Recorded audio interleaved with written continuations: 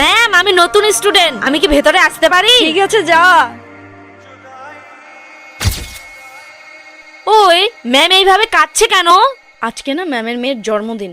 কয়েক বছর আগে ম্যামের মেয়ে মহাকুম্ভের মেলায় হারিয়ে গেছে, তাই ম্যাম কান্না করছে। ম্যাম, আজকে তো আমারও বার্থডে। আরে বাহ, আজকে তোমারও জন্মদিন? তাহলে ম্যাম সবাই মিলে আমরা এখানে বার্থডে সেলিব্রেশন করতে পারি? হ্যাঁ হ্যাঁ, অবশ্যই, কেন পারবি না। Happy birthday to you. এই নাও মা, তোমার জন্য গিফট।